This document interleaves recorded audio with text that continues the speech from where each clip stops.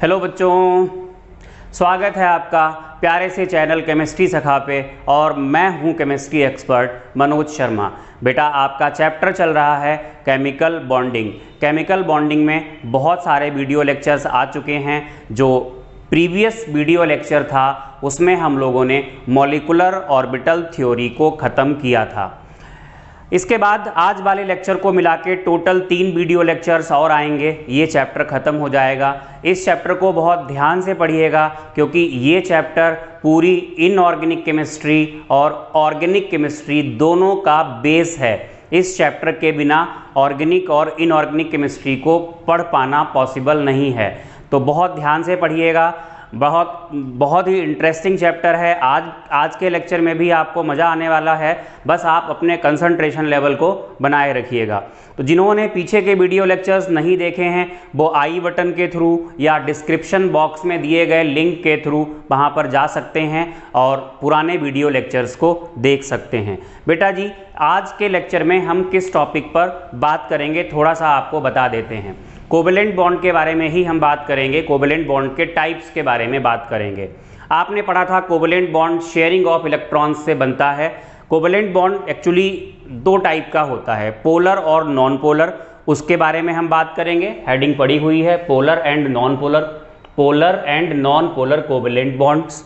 इसी से रिलेटेड एक टॉपिक है डाइपोल मोमेंट, उसके बारे में हम लोग डिस्कशन करेंगे। और जो पोलर कोवेलेंट कंपाउंड्स होते हैं उनमें आयनिक करैक्टर होता है, तो कितने % आयनिक करैक्टर है उसको कैलकुलेट करने के कुछ न्यूमेरिकल्स बनते हैं, उनके बारे में हम लोग बात करेंगे। तो स्टार्ट कर लेते हैं हम लोग polar and non polar covalent bonds.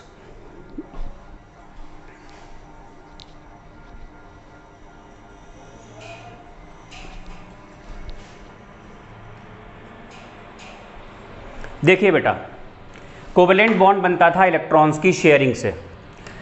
Jin 2 atoms के बीच में शेयरिंग हुई है वो 2 एटम्स अगर सेम एलिमेंट के हैं ए और ए, तो जो शेयर्ड पेयर होता है इलेक्ट्रॉन का, जो पेयर होगा शेयर्ड पेयर होगा, ये बिल्कुल बीचों बीच में होगा।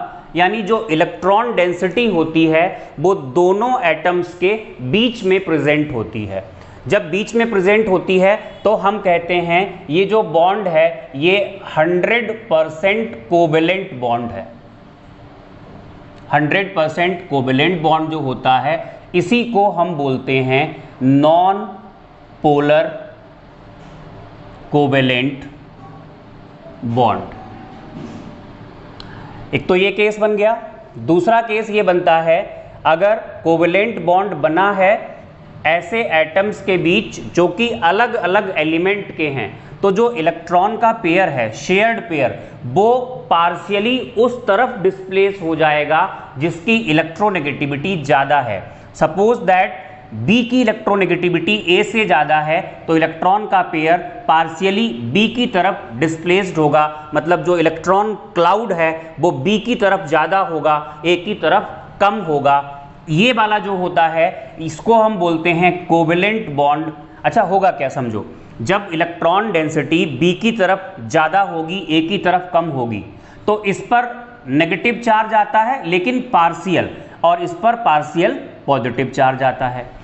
ये जो हमने यहाँ पर डेल्टा लिया है delta is used to represent a small value. हुआ क्या बेटा, अगर इलेक्ट्रॉन पूरी तरीके से बी की तरफ ट्रांसफर हो जाता तो यहाँ पे -1 आता, यहाँ पे +1 आता। अब इलेक्ट्रॉन का पेयर पूरी तरीके से ट्रांसफर तो हुआ नहीं है, तो यहाँ पर जो माइनस चार्ज आएगा वो 1 यूनिट से कम होगा, जो प्लस चार्ज आएगा वो भी 1 यूनिट से कम होगा। तो ये है तो कोवेलेंट ही, लेकिन कोवेलेंट बॉन्ड में क्या हुआ, आयनिक जैसे कुछ करैक्टर्स आ गए, तो इसको हम कहेंगे covalent bond with partial ionic characters, या इसी को हम कहते हैं पोलर कोवेलेंट बॉन्ड। तो चलिए लिख लीजिए, ये आप बना लीजिए और एक लाइन लिखिएगा, 1-2 लाइनें लिख लीजिए। When covalent bond is formed between 2 atoms of same element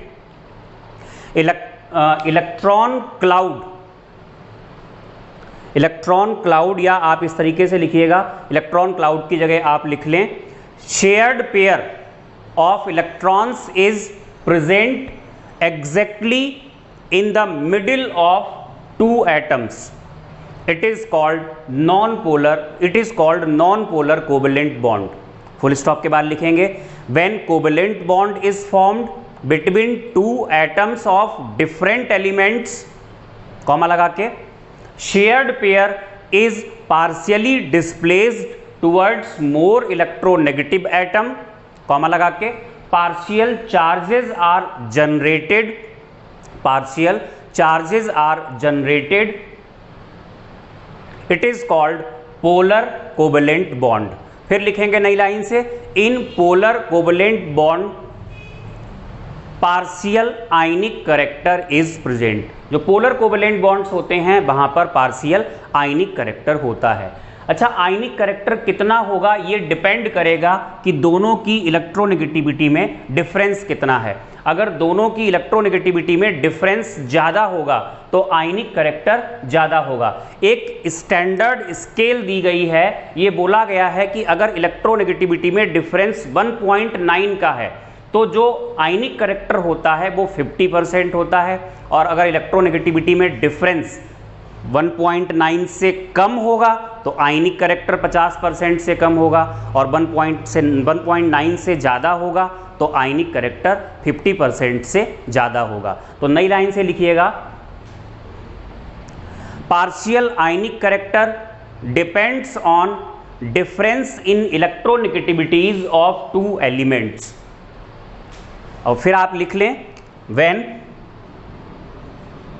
delta x, delta का ही होता है एक्चुअली, CHI का ही होता है, ये इलेक्ट्रोनेगेटिविटी डिफरेंस है, ये है 1.9, तो आप लिखेंगे यहाँ पर 50% आयनिक करेक्टर। फिर when delta x is less than 1.9, तो जो आयनिक करेक्टर होगा,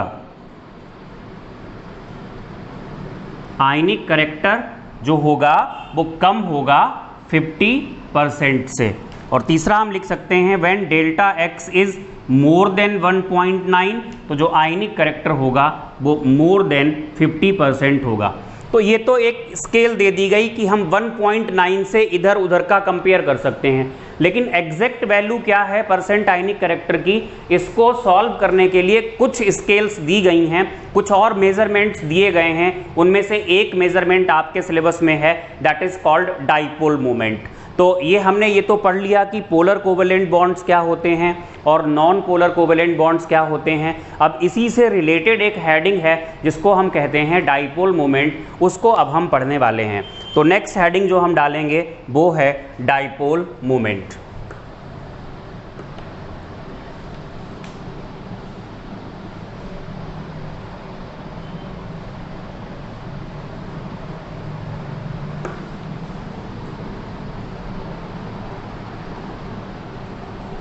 देखिए डाइपोल मोमेंट क्या होता है।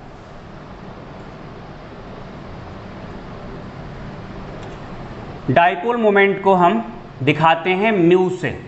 ये एक ग्रीक लेटर है, म्यू बोलते हैं, म्यू से दिखाते हैं क्या होता है डाइपोल मोमेंट, समझिएगा। बेसिकली इसको डिफाइन कैसे करते हैं, एक ऐसी डिवाइस है, फिजिक्स में आप 12th में पढ़ेंगे, ये टॉपिक बहुत डिटेल में होता है। एक डिवाइस है, यहाँ पर पॉजिटिव चार्ज रखा हुआ है, यहाँ पर उतना ही नेगेटिव चार्ज रखा हुआ है, और इनके बीच की जो डिस्टेंस है, डिस्टेंस को हमने मान लिया r है। तो इस डिवाइस को हम कहते हैं, this device is called dipole.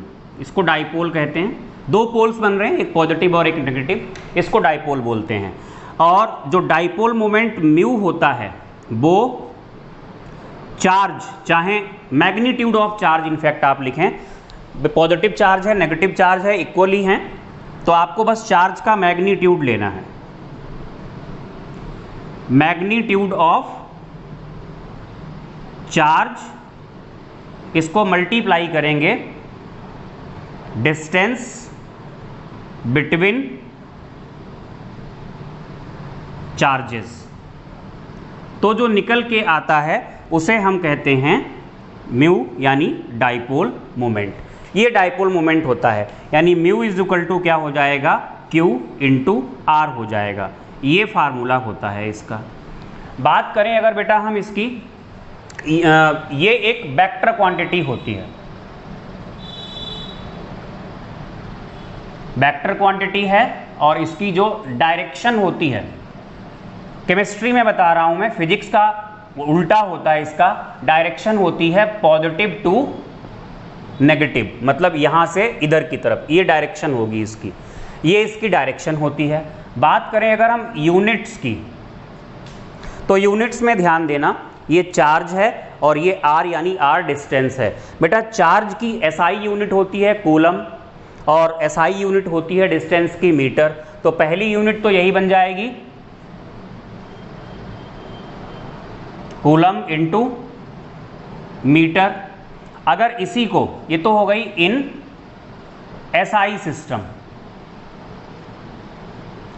अगर हम चार्ज को सीजीएस सिस्टम में लें, तो सीजीएस सिस्टम में चार्ज को हम लेते हैं ईएसयू में, तो ईएसयू यानी इलेक्ट्रोस्टैटिक यूनिट इनटू डिस्टेंस को किस में लिया जाएगा, सेंटीमीटर में, तो ये यूनिट हो जाएगी इन सीजीएस सिस्टम।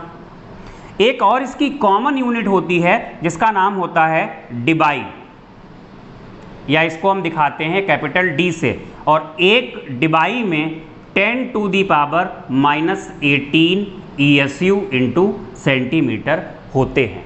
तो ये बेटा डाइपोल मोमेंट हो गया। भाई इसको आप एग्जैक्टली ऐसे ही तो मान सकते हो कि एक मॉलिक्यूल था AB नाम का, राइट, यहां पर पार्शियल पॉजिटिव चार्ज था, यहां पर पार्शियल नेगेटिव चार्ज, क्योंकि ये बॉन्ड कैसा था, पोलर कोवेलेंट बॉन्ड। तो ये जस्ट लाइक डाइपोल ही तो बन गया, और इसके बीच की जो डिस्टेंस होती है उस डिस्टेंस को हम कहते हैं बॉन्ड लेंथ, ये बॉन्ड लेंथ होती है। तो जब कोई मॉलिक्यूल है पोलर तो वो डाइपोल बना लेता है। अगर उसका डाइपोल मोमेंट हम यहाँ से बिल्कुल कंपेयर कर सकते हैं तो इस तरीके से आएगा। तो ये डाइपोल मोमेंट क्या होता है वो आपको बताया। डाइपोल मोमेंट के बहुत सारे एप्लीकेशंस हैं, बहुत सारी चीज़ें हैं, धीरे धीरे हम चीज़ों को डिस्क्राइब करेंगे और पढ़ेंगे। इससे रिलेटेड जो न्यूमेरिकल बनता है उसके बारे में हम बात करेंगे।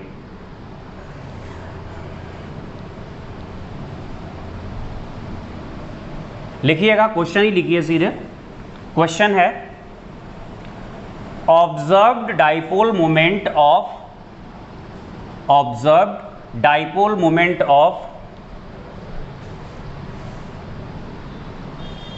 HCl molecule, observed dipole moment of HCl molecule यानी mu observed is equal to 1.03 dBi। observed dipole moment of HCl molecule is 1.03 dBi। फिर लिखिएगा फुल स्टॉप के बाद बॉन्ड लेंथ R से दिखा दो 1.275 angstrom. Bond length is 1.275 angstrom. Calculate percent ionic character in HCl molecule. Calculate percent ionic character in HCl molecule. बेटा जी ध्यान देना, अगर हम इस क्वेश्चन को सॉल्व करें, इस क्वेश्चन के सॉल्यूशन की बात करें, देखो एक फार्मूला है, percent ionic character is equal to observed dipole moment upon calculated dipole moment into 100। समझाते हैं आपको यहां से कैसे निकालेंगे। जो ऑब्जर्व्ड होता है इसी को हम मेजर्ड या एक्सपेरिमेंटल, ये आप कहीं पे अपना कॉपी कर लीजिएगा, डाइपोल मोमेंट कहते हैं, और जो कैलकुलेटेड होता है इसी को हम थ्योरेटिकल डाइपोल मोमेंट कहते हैं। तो बेटा हमें परसेंट आयनिक करेक्टर निकालना है। परसेंट आयनिक करेक्टर के लिए क्या चाहिए? ऑब्जर्व डाइपोल मोमेंट जो आपको दिया गया है, और क्या चाहिए? Calculated dipole moment. अब कैलकुलेटेड डाइपोल मोमेंट को हम लोग कैसे सॉल्व करेंगे, जरा इस पर ध्यान दीजिएगा। ये HCl मॉलिक्यूल है, यहाँ पर पार्शियल नेगेटिव है, यहाँ पर पार्शियल पॉजिटिव है। ये जो बॉन्ड लेंथ है वो तो हमें दी गई है, बॉन्ड लेंथ जो डिस्टेंस होगी, जिसको हम लोग किससे दिखा रहे हैं? R से। तो अगर हमें डाइपोल मोमेंट निकालना पड़े म्यू कैलकुलेटेड, तो म्यू कैलकुलेटेड के लिए आप क्या करोगे? चार्ज को किससे मल्टीप्लाई करोगे? R से। बेटा R तो हमें यहाँ दिख रहा है, R तो हमें पता है 1.275 एंगस्ट्रॉम है। Q कितना होगा? ध्यान देना, अगर इलेक्ट्रॉन पूरी तरीके से ट्रांसफर होता तो यहाँ पर एक यूनिट नेगेटिव चार्ज आता और यहाँ पर एक यूनिट पॉजिटिव चार्ज आता। एक यूनिट का मतलब हुआ जितना चार्ज इलेक्ट्रॉन पे होता है, SI सिस्टम में होता है 1.6 इंटू 10⁻⁻19 कूलम, और CGS सिस्टम में ये चार्ज होता है 4.8 इंटू 10⁻⁻10 ESU। बट हुआ क्या? जो चार्ज आया है वो एक यूनिट से कम है, क्योंकि इलेक्ट्रॉन का ट्रांसफ़र पूरी तरीके से नहीं हुआ है। इलेक्ट्रॉन का ट्रांसफ़र पूरी तरीके से नहीं हुआ तो जो चार्ज है वो एक यूनिट से कम है, और एक यूनिट से जो छोटा चार्ज होता है वो डिफाइंड ही नहीं है। मतलब चार्ज 1.6 इंटू 10⁻⁻19 कूलम से छोटा कितना होगा? ऐसी कोई वैल्यू डिफाइंड है ही नहीं। जब कोई वैल्यू डिफाइंड नहीं है तो actual value of dipole moment can not be calculated. तो आप ये बनाओगे सोल्यूशन में, भाई ये तो आपको लिखना ही है सब, ये फार्मूला भी आप लिखेंगे, ये आप बनाएंगे, फिर आप यहीं पे एक नोट लिखेंगे, actual value of dipole moment can not be calculated because charge less than 1 unit is not possible. तो एक यूनिट से कम जो चार्ज होता है वो पॉसिबल है ही नहीं, इसलिए actual value of dipole moment को हम कैलकुलेट नहीं कर सकते। लिखिएगा फुल स्टॉप के बाद, actual value of dipole moment can be measured experimentally. Actual value of dipole moment can be measured experimentally, called as experimental और ऑब्जर्व्ड और मेजर्ड डाइपोल मोमेंट। ये जो हमने लिखा था यहाँ पर, कॉल्ड एज ऑब्जर्व्ड और मेजर्ड और एक्चुअल डाइपोल मोमेंट, जो भी हमने आपको लिखाया। फिर आप लिखोगे फुल स्टॉप के बाद, dipole moment can be calculated by considering 100% transfer of electron. हम ये मान लेते हैं कि इलेक्ट्रॉन 100% ट्रांसफर हो गया, और जब इलेक्ट्रॉन 100% ट्रांसफर हो गया तो यहाँ -1 और यहाँ पर +1 आएगा, जो कि एक्चुअल नहीं है। Dipole moment is calculated by considering 100% transfer of electron. जब 100% ट्रांसफर ऑफ इलेक्ट्रॉन माना जाएगा तो आयनिक करेक्टर कितना होगा? 100% होगा। ब्रैकेट में कंसीडरिंग 100% आयनिक करेक्टर, ब्रैकेट क्लोज कर दीजिए। Dipole moment is calculated by considering 100% transfer of electron, यानी ब्रैकेट में 100% आयनिक करेक्टर। तो अगर हम 100% ट्रांसफर ऑफ इलेक्ट्रॉन मान लें तो Q कितना होगा? Q होगा when 100% transfer of electron is considered. अगर ऐसा हम कंसीडर करते हैं तो चार्ज कितना होगा? चार्ज होगा 1 यूनिट। 1 यूनिट का मतलब हुआ 1.6 इंटू 10⁻⁻19 कूलम, या इसी को हम कहेंगे 4.8 इंटू 10⁻⁻10 ESU। बेटा ये एक इलेक्ट्रॉन पे चार्ज होता है, बस हमने यहाँ साइन नहीं लगाया। अगर इलेक्ट्रॉन पे लोगे तो माइनस लग जाएगा, और अगर प्रोटॉन पे लोगे तो प्लस लग जाएगा। ये 1 यूनिट चार्ज होता है। अब देखिए ये तो चार्ज हो गया, चार्ज पता लग गया हमें, यानी Q पता लग गया, 1 यूनिट हो गया। हम इस वाले को लेंगे, क्योंकि इस वाले को लेने से क्या होगा, जो डाइपोल मोमेंट हम निकालेंगे वो ESU सेंटीमीटर में निकालेंगे, जिसको हम डिबाई में बदल लेंगे, क्योंकि जो म्यू ऑब्जर्व दिया गया है वो किस में है, वो डिबाई में है। तो R कितना लेंगे हम, R है 1.275 ऑफ एंगस्ट्रॉम, यानी ये हो जाएगा 1.275 इंटू 10⁻⁻8, ये किस में हो गया, सेंटीमीटर में। इसको हमने सेंटीमीटर में ले लिया। अब ध्यान देना, अब हम क्या कर रहे हैं ये सारा कॉपी करने के बाद ही आप आगे बढ़िएगा। अब हम निकाल रहे हैं mu calculated, mu calculated is equal to आएगा Q इंटू आर। Q हो गया 4.8 इंटू 10⁻⁻10 किसमें है, ESU में, इंटू 1.275 इंटू 10⁻⁻8 ये किसमें है, सेंटीमीटर में। ये वैल्यू आएगी 6.12 इंटू 10⁻⁻18 ESU इंटू सेंटीमीटर। बेटा ये चीज़ जो होती है वो एक डिबाई के बराबर होती है, यानी 6.12 डिबाई हो जाएगा। अब आप देख लीजिए, percent ionic character is equal to क्या होगा, mu observed upon mu calculated into क्या होगा 100। म्यू ऑब्जर्व्ड है 1.03, म्यू कैलकुलेटेड है 6.12 इंटू 100 करोगे तो ये वैल्यू 17% के आसपास 16.83% के करीब बनती है जाके। ये HCl में हमें पता लग गया परसेंट आयनिक करेक्टर। तो डाइपोल मोमेंट से एक तो ये क्वेश्चंस बनते हैं आपके यहाँ, जो आप अब कर लेंगे, होपफुली अब आपको बिल्कुल समझ में आ जाएंगे।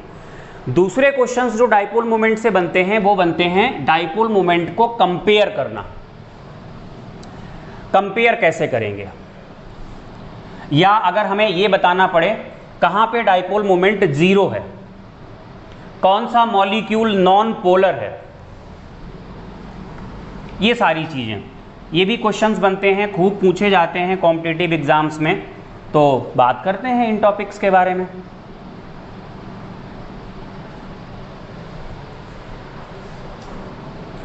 देखिए बेटा, अब हम यहां पे डालने वाले हैं heading polar and non polar, वो तो पहले भी हेडिंग पड़ी हुई थी, मॉलिक्यूल्स। पहले हमने जो हेडिंग डाली थी वो polar and non polar bonds डाली थी, अब डाल रहे हैं heading polar and non polar molecules. ये क्या होता है, एग्जाम्पल समझिएगा बेटा। जैसे ये HCl है, या HCl के बजाय H2O ले लेते हैं। ये H2O एग्जाम्पल हमने लिया, ध्यान देना। इसका स्ट्रक्चर कुछ ऐसा होता है, V शेप्ड, आपको बताया था। बॉन्ड एंगल 104.5 डिग्री का होता है, और यहाँ दो लोन पेयर्स भी होते हैं।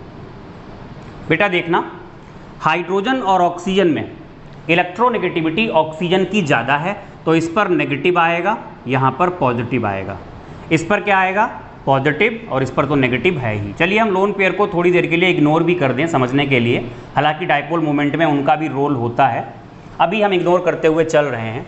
तो ध्यान देना, आपसे पूछा जाए क्या H2O में बॉन्ड पोलर है, आंसर होगा यस, बॉन्ड पोलर है, क्योंकि बॉन्ड O और H के बीच बने हैं, O और H की इलेक्ट्रोनेगेटिविटीज में डिफरेंस है। फिर आपसे पूछा जाए क्या मॉलिक्यूल पोलर है, तो आंसर मिलेगा यस, मॉलिक्यूल भी पोलर है, क्योंकि जब हम इसका डाइपोल मोमेंट निकालेंगे तो ध्यान देना बेटा, अलग कलर का पेन यूज करते हैं। डाइपोल मोमेंट की डायरेक्शन क्या होती है, एग्जाम्पल थोड़ा ऊपर लिख देते हैं। एग्जाम्पल लिया हमने H2O। बेटा जी पॉजिटिव से नेगेटिव, तो ये डाइपोल मोमेंट की ये डायरेक्शन आएगी ऐसे, और इधर आएगी डायरेक्शन इस तरफ।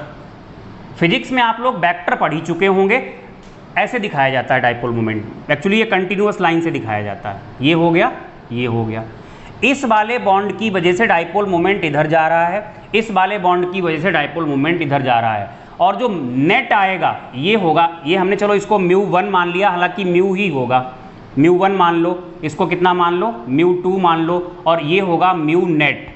और ये जो म्यू नेट होगा वो कैसे निकाला जाएगा, इन दोनों के वेक्टर सम के बराबर होगा। जब यहां पर वेक्टर सम निकाला जाएगा तो जो म्यू नेट निकल के आएगा, म्यू नेट कैसा होगा, म्यू नेट 0 नहीं होगा। आपको दिख ही रहा है, म्यू नेट 0 तब हो सकता था जब इन दोनों के बीच में एंगल कितना होता, 180 का। इतना तो आपने वेक्टर में पढ़ ही लिया होगा। तो अगर कहा जाए यहां पर बॉन्ड, पोलर बॉन्ड है,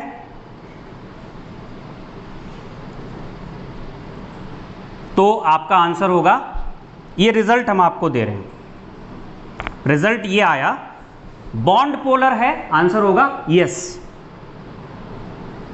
क्या मॉलिक्यूल पोलर है, आंसर होगा यस। क्यों, क्योंकि जो म्यू नेट आया निकल के वो कैसा है, वो नॉन जीरो है।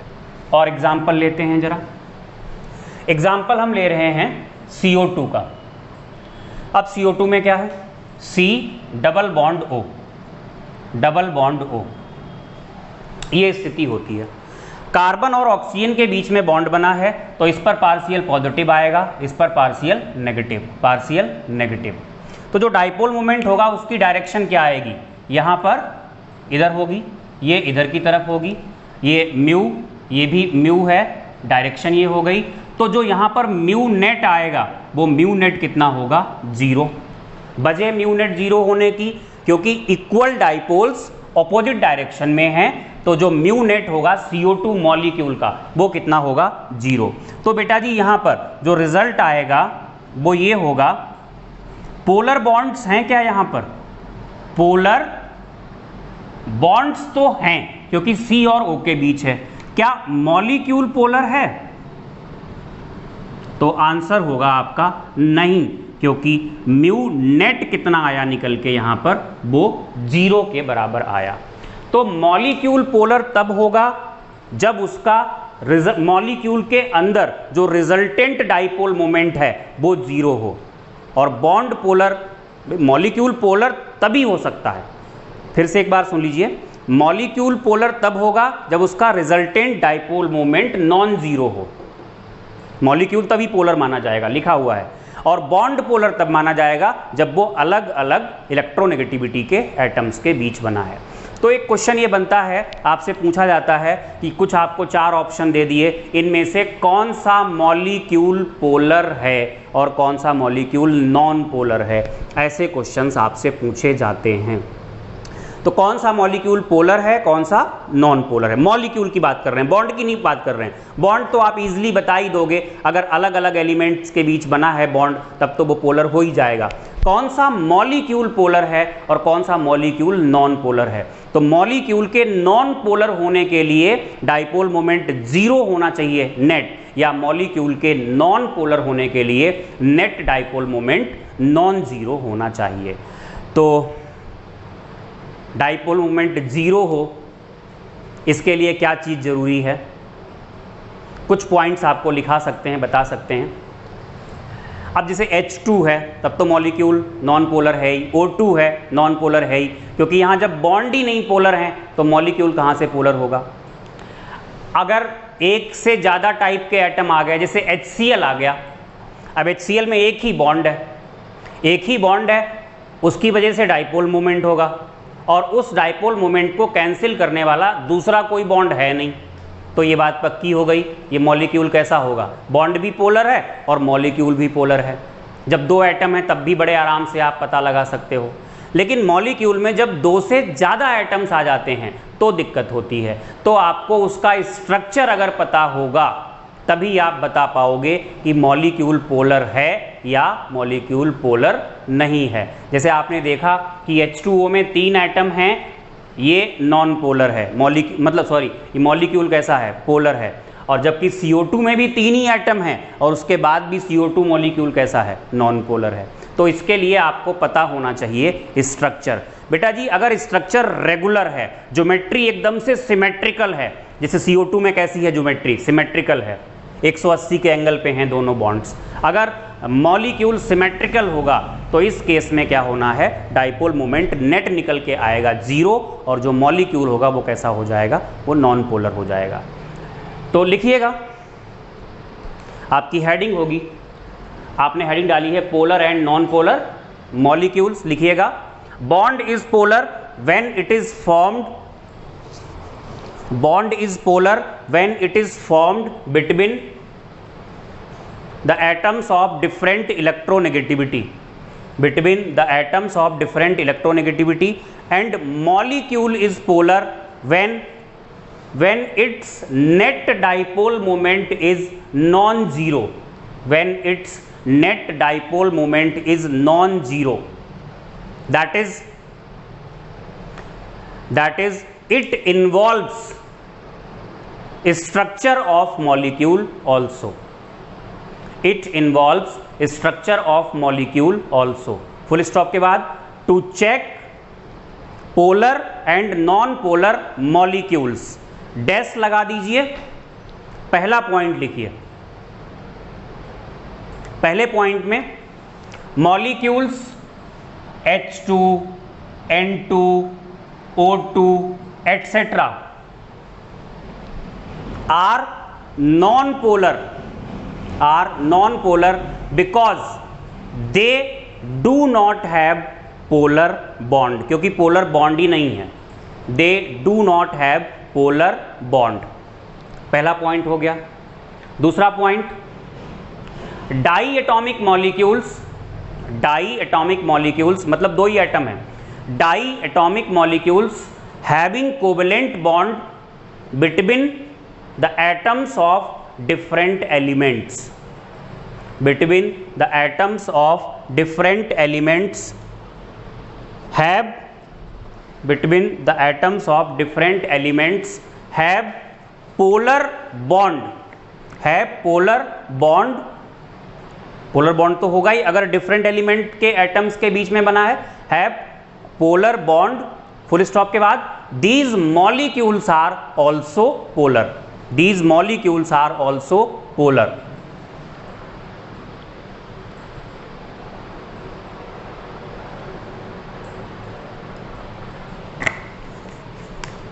एग्जाम्पल HCl, HF ये सब है, HCl है, HF है।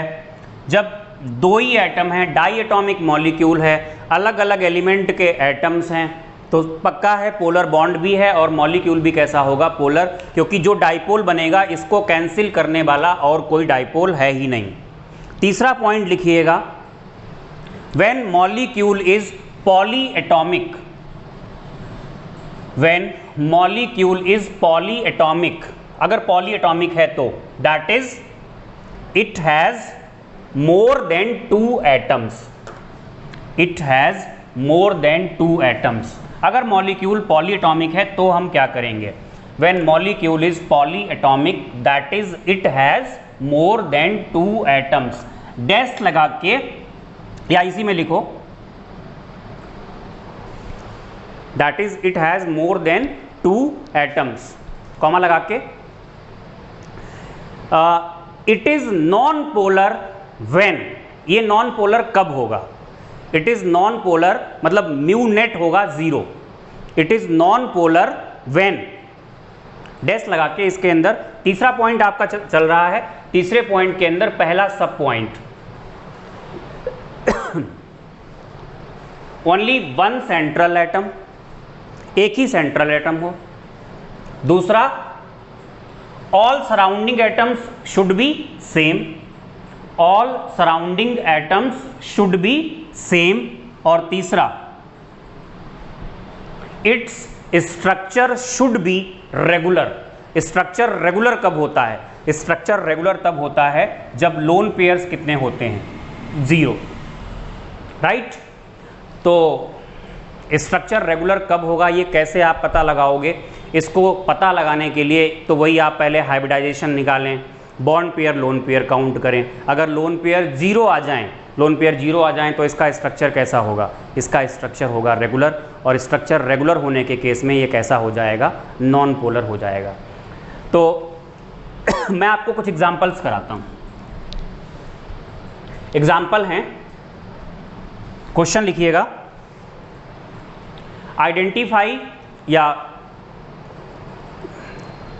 Identify polar and non polar molecules. Identify polar and non polar molecules. कुछ मॉलिक्यूल्स मैं यहाँ पे लिख रहा हूँ, बहुत सिंपल से शुरुआत करते हैं। O2 है, HCl है, उसके बाद है CH4, फिर है यहाँ पर CHCl3, फिर है CCl4, फिर यहाँ पे है NH3, ऐसे ही हमने लिया H2O, फिर यहाँ पर है SF4 और ये हमने ले लिया यहाँ पर CO2। बेटा ध्यान देना, अब ये तो डाई एटॉमिक है और दोनों एटम्स कैसे हैं, सेम। तो यहाँ तो बॉन्ड ही नहीं है, पोलर, बॉन्ड पोलर नहीं है, तो ये म्यू कैसा होगा, म्यू होगा यहाँ पर 0। HCl में 2 एटम है और दोनों अलग अलग हैं, तो म्यू कैसा होगा, नॉन जीरो। बेटा म्यू 0 होने का मतलब नॉन पोलर और म्यू नॉन जीरो होने का मतलब पोलर। अब CH4 है, अब यहाँ पर भैया ये पॉलीटॉमिक आ गया, तीसरा वाला पॉइंट लग रहा है। तो कई लोगों को तो याद हो चुका होता है कि CH4 का स्ट्रक्चर कैसा होता है। पहले आप क्या चेक करोगे, एक सेंट्रल एटम, ए वाला, तीसरे के अंदर ए सब पॉइंट लिखाया था, बी सब पॉइंट, ऑल सराउंडिंग एटम्स कैसे होने चाहिए, सेम हैं, और अब यहाँ लोन पेयर नहीं होने चाहिए। जब आप हाइब्रिडाइजेशन निकालोगे तो हाइब्रिड ऑर्बिटल्स आएंगे यहाँ पर 4, बॉन्ड पेयर्स यहाँ पर हैं 4 और यहाँ पर लोन पेयर्स कितने हैं, 0। इसका मतलब म्यू कितना होगा, म्यू होगा यहाँ पर 0। म्यू 0 का होने का मतलब ये कैसा हो गया, नॉन पोलर। एक सेंट्रल एटम और सराउंडिंग एटम कैसे हो गए, दो टाइप के, तो म्यू कैसा हो गया, नॉन जीरो। यहीं पे बात खत्म हो गई। ऐसे यहाँ चेक करो, यहाँ पर एक सेंट्रल एटम, सारे सराउंडिंग एटम कैसे हैं, सेम। फिर आप हाइब्रिड ऑर्बिटल निकालोगे, 4 आ रहे हैं, बॉन्ड पेयर यहाँ पर 4 हैं, लोन पेयर यहाँ पर कितने हैं, 0। इसका मतलब म्यू कितना होगा, 0, यानी ये कैसा हो गया, नॉन पोलर। NH3 में जब आप आओगे, ये भी तीसरा वाला केस बन रहा है, एक सेंट्रल एटम, सारे सराउंडिंग एटम्स कैसे हैं, सेम। जब आप हाइब्रिड ऑर्बिटल्स निकालोगे तो 4 आएंगे निकल के, बॉन्ड पेयर यहाँ पर हो गए 3 और लोन पेयर का नंबर यहाँ पर होगा 1। एक लोन पेयर आ गया, इसका मतलब म्यू कैसा होगा, नॉन जीरो। इसका मतलब ये मॉलिक्यूल कैसा हो गया, पोलर। ऐसे ही यहाँ हाइब्रिड निकालोगे तो 4 आएंगे, बॉन्ड पेयर्स गिनोगे तो 2 हैं, लोन पेयर्स गिनोगे तो 2 हैं। इसका मतलब ये मॉलिक्यूल कैसा होगा, पोलर। SF4 में जब हाइब्रिड ऑर्बिटल्स निकालोगे तो 5 आएंगे, बॉन्ड पेयर्स यहाँ पर हैं 4, लोन पेयर्स का नंबर है 1। इसका मतलब म्यू कैसा होगा, non zero. Mu non zero, इसका ये कैसा है बेटा, ये है नॉन पोलर, ये पोलर, नॉन पोलर, पोलर, ये कैसा हुआ, नॉन पोलर, ये हुआ पोलर, पोलर, पोलर। CO2 में एक central, surrounding same, hybrid orbitals आएंगे 2, बॉन्ड पेयर्स का नंबर 2, लोन पेयर का नंबर 0। इसका मतलब म्यू कैसा होगा, 0, यानी ये कैसा है, नॉन पोलर। बेटा यहाँ से हम चेक कर सकते हैं कि कौन पोलर है कौन नॉन पोलर है। मतलब कुल मिला के ये देखेंगे कि अगर लोन पेयर्स हुए तो लोन पेयर होने के केस में ये पोलर आ जाता है। लेकिन 2 एग्जाम्पल्स ऐसे भी हैं जहां लोन पेयर होने के बाद भी मॉलिक्यूल नॉन पोलर होता है। मैं आपको वो 2 एग्जाम्पल्स बता रहा हूं। अगर 2 केसेस हैं, वो 2 एग्जाम्पल नहीं, इनफैक्ट 2 केसेस। देखो 2 केसेस में करना क्या है, सेंट्रल एटम तो एक होगा ही होगा, एक चेक करना ही है आपको, एक होना चाहिए। सराउंडिंग एटम सेम होने चाहिए, ये भी आपको चेक करना है। लेकिन लोन पेयर वाली बात हम आपको बता रहे हैं कि लोन पेयर आएंगे और लोन पेयर आने के बाद भी मॉलिक्यूल कैसा होगा, नॉन पोलर। एग्जाम्पल, एक केस तो ये बनता है यहाँ पे, एक केस है जब हाइब्रिड ऑर्बिटल्स निकल के आए 5 आए, बॉन्ड पेयर्स का नंबर 2 हो और लोन पेयर्स का नंबर 3 हो। तो यहाँ पर जो स्ट्रक्चर बनता है वो सिमेट्रिकल बनता है जाके, ये A हो गया, ये 3 तो यहाँ लोन पेयर होते हैं इस तरीके से, और ये B होता है, ये B होता है इस तरीके से। तो ये लोन पेयर्स एक दूसरे के डाइपोल मोमेंट को कैंसिल करते हैं, ये 180 पे होने की वजह से कैंसिल करते हैं। तो इसका जो म्यू निकल के आता है वो 0 होता है, यानी ये मॉलिक्यूल कैसा होता है, लोन पेयर होने के बाद भी नॉन पोलर होता है। दूसरा केस, इसका एग्जाम्पल है XeF2 है। दूसरा केस होता है जहां पर हाइब्रिड ऑर्बिटल्स आते हैं 6, यहाँ 5 आए थे, मतलब हाइब्रिडाइजेशन कौन सा है, sp3d है।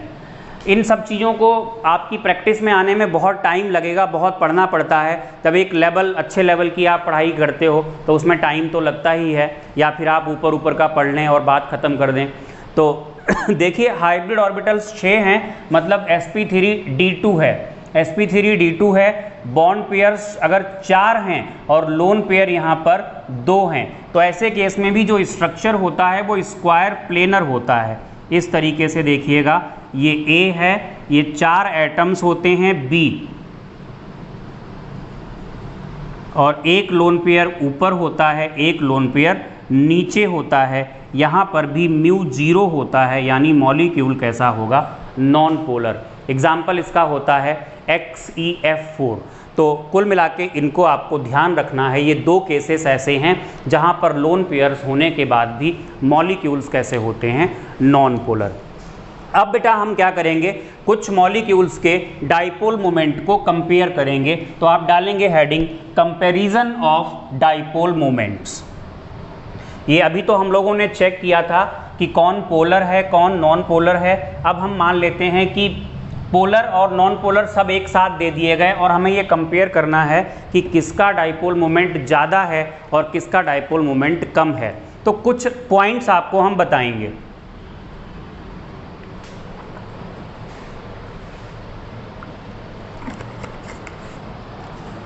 देखिए कंपैरिजन ऑफ डाइपोल मोमेंट में कुछ एग्जांपल्स के थ्रू आपको सब कुछ समझ में आ जाएगा। जैसे एग्जांपल हमने लिया, एग्जांपल है HCl, HF, HCl, HBr और HI। ये बात आपको पता है, डाइपोल मोमेंट म्यू होता है चार्ज इनटू डिस्टेंस। ध्यान दीजिएगा, जब आप यहाँ से यहाँ जा रहे हो तो ये जो फ्लोरीन है, फ्लोरीन से क्लोरीन, क्लोरीन से ब्रोमीन, ब्रोमीन से आयोडीन, इलेक्ट्रोनेगेटिविटी कम होती जा रही है। जब इलेक्ट्रोनेगेटिविटी कम हो रही है तो जो चार्ज आएगा, भाई हाइड्रोजन तो फिक्स है ना, इसकी इलेक्ट्रोनेगेटिविटी में से हाइड्रोजन की माइनस करो तो डिफरेंस आएगा, इसकी में से हाइड्रोजन की माइनस करोगे तो डिफरेंस आएगा। अब इसकी इलेक्ट्रोनेगेटिविटी F से कम है तो डिफरेंस कैसा आएगा, कम आएगा। तो जब आप यहाँ से यहाँ जा रहे हो तो डेल्टा X क्या हो रहा है, ऐसे लिख देते हैं, डिक्रीजेस। डेल्टा X का मतलब डिफरेंस इन इलेक्ट्रोनेगेटिविटी घट रहा है, इसलिए क्या हो रहा है, हेंस जो चार्ज होगा वो चार्ज घटेगा। लेकिन साथ में ही जब आप यहाँ से यहाँ जा रहे हो तो साइज जो है सेंट्रल एटम का, साइज ऑफ सेंट्रल नहीं, हेलोजन ले लो, 2 ही तो एटम है, साइज ऑफ हेलोजन बढ़ रहा है, साइज बढ़ रहा है, इससे क्या होगा, हेंस जो R होगा वो R बढ़ेगा। अब देखो हुआ क्या, चार्ज घट रहा है यानी म्यू घटना चाहिए, और R क्या हो रहा है, बढ़ रहा है, यानी म्यू बढ़ना चाहिए। लेकिन आप ये याद रखना, जो जनरली कौन सा फैक्टर डोमिनेंट होता है, Q फैक्टर इज डोमिनेंट,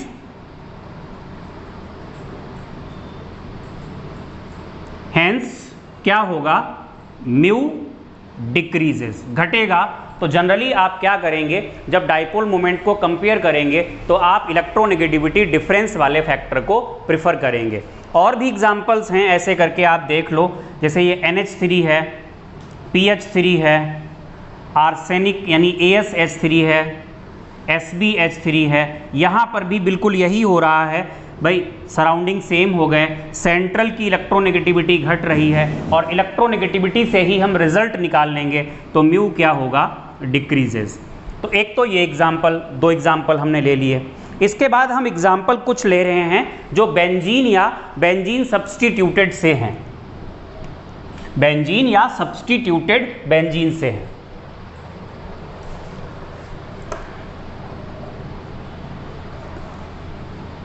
देखो बेटा एग्जाम्पल लीजिएगा, बेंजीन या सब्स्टिट्यूटेड बेंजीन से। ये बेंजीन होती है, ऐसे दिखाते हैं, या इसको ऐसे भी दिखा दिया जाता है, आपको पढ़ाया जाएगा आगे चल के ऑर्गेनिक केमिस्ट्री में। और एक्चुअली क्या होता है इसमें बताते हैं आपको। एक्चुअली होता क्या है, हर जगह ये कार्बन होता है, ऑल्टरनेट पोजीशंस पे डबल बॉन्ड्स होते हैं, और हर कार्बन के साथ एक हाइड्रोजन होता है इस तरीके से। और इसका जो स्ट्रक्चर होता है वो प्लेनर होता है, मतलब एक प्लेन में ही होता है, प्लेनर होता है। और इसका जो म्यू आता है निकल के वो 0, यानी ये कैसा होता है, बेंजीन कैसा होता है, खुद में नॉन पोलर होता है। और ध्यान रखिएगा, अगर इस एंगल की बात की जाए, इसके और इसके बीच एंगल कितना होगा, तो जब आप ऐसे करके मिलाओगे, सबको सेंटर्स में लाओगे, तो ये 6 पार्ट में बट रहा है 360, यानी ये जो एंगल इनके बीच बनेगा जा करके वो 60 डिग्री का बनेगा। अब ध्यान देना, ये तो है नॉन पोलर। अब हमने क्या किया, हाइड्रोजन को हटा करके कोई दूसरा एटम लगा दिया यहां पे।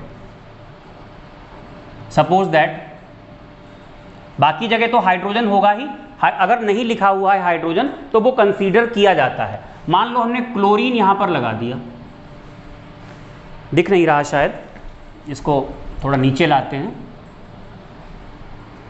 हमने एग्जाम्पल लिया बेंजीन रिंग, और यहां हमने अटैच करा दिया क्लोरीन। अब कार्बन और क्लोरीन की इलेक्ट्रोनेगेटिविटी में, भाई बाकी जगह हाइड्रोजन वगैरह थे तो वो सब क्या करते थे, अगर थोड़ा बहुत डाइपोल मोमेंट बनता भी था तो सिमेट्रिकल नेचर होने की वजह से सब कैंसिल हो जाता था। यहां कैंसिल नहीं होगा, तो यहां पर म्यू कितना होगा, यहां पर म्यू 0 नहीं होगा, यानी म्यू कैसा होगा, नॉन जीरो होगा, यानी ये मॉलिक्यूल कैसा हो जाएगा, polar. At the same time और एग्जाम्पल्स आप लो, जैसे हमने एग्जाम्पल यहां लिया, ऐसे भी बना सकते हो, यहां Cl रखा, यहां Cl, तो कार्बन और क्लोरीन की इलेक्ट्रोनेगेटिविटीज में अंतर होता है, तो डाइपोल किधर बनेगा जाके, इधर, और ये डाइपोल कहां बनेगा, इधर। तो ये क्या करेंगे, ये कैंसिल कर देंगे, कैंसिल कर देंगे तो म्यू कितना आएगा, 0 निकल के आएगा, राइट। यहां पर और एग्जाम्पल्स आप देख लो, अगर हमने क्लोरीन एक यहां लिया और एक क्लोरीन यहां लिया, तो ये 2 डाइपोल्स हैं, 2 डाइपोल होंगे और दोनों के बीच एंगल कितना है, 60 का है, एंगल 60 का है, तो कैंसिल तो होगा नहीं। कैंसिल कब होता है वो आप चाहो तो निकाल सकते हो, mu resultant is equal to निकालते हो स्क्वायर रूट ऑफ म्यू1 का स्क्वायर प्लस म्यू2 का स्क्वायर प्लस 2 म्यू1 म्यू2 कॉस थीटा, राइट। यही होता है ना, फिजिक्स का है टॉपिक, तो थोड़ा हो सकता है मिसिंग हो। जब आप वहां से कॉस थीटा की वैल्यू रखोगे तो कैंसिल तो होने वाला है नहीं। तो बेटा यहाँ पर अगर आप चेक करोगे तो म्यू कैसा होगा, म्यू यहाँ पर भी नॉन जीरो होगा। तो इस तरीके से यहाँ से भी कंपैरिजन के बहुत सारे क्वेश्चंस बन सकते हैं, जो क्वेश्चंस आपको असाइनमेंट में दिए जाएंगे। असाइनमेंट हम आपको देंगे, अपलोड करेंगे बाद में, तो वहाँ से आप जब लगाएंगे। फिलहाल बेटा ये टॉपिक ख़त्म हो गया, और मेरे ख्याल से तो बहुत अच्छा टॉपिक था। अगर आप इसको बहुत टाइम दे करके ध्यान से लिख लिख के पढ़ोगे, अगर आप डायरेक्टली वीडियो ही देखते जा रहे हो, आप कॉपी पे लिख ही नहीं रहे हो, हम आपको क्वेश्चन दे रहे हैं और आपने क्वेश्चन खाली सुन लिया, तो फिर आपसे कुछ नहीं होने वाला है। आपको जो एक तरीका बताया गया है इंटरेक्शन का, अगर आप प्रॉपरली उसको फॉलो करोगे तभी आप वीडियो लेक्चर्स का फ़ायदा उठा पाओगे। अगर आप वो तरीके फॉलो नहीं कर रहे हैं तो फिर फ़ायदा नहीं मिलेगा आपको, क्योंकि मुझे पता है, मुझे एक्सपीरियंस है कि कैसे आपको फ़ायदा मिलेगा और कैसे नहीं मिलेगा। तो जो तरीका आपको यहाँ पर बोला जाता है उस तरीके को बिल्कुल फॉलो करिए, और फॉलो करते हुए ही चीज़ों को आप मतलब नोट्स बनाइए, क्वेश्चन सॉल्व करिए, ये सब करिए, तभी आप बेनिफिट उठा पाएंगे। आपको वीडियोज़ अच्छे लगते हैं तो आप चैनल सब्सक्राइब करिए, पूरी केमिस्ट्री आपको मिलेगी यहाँ पे, और शेयर कीजिए। इसके अलावा अगर अच्छा लगता है, समझ में आता है तो लाइक कीजिए। कमेंट बॉक्स में अपना नाम ज़रूर लिखिए, और कोई सजेशन भी आप मुझे दे सकते हैं। Thank you for watching.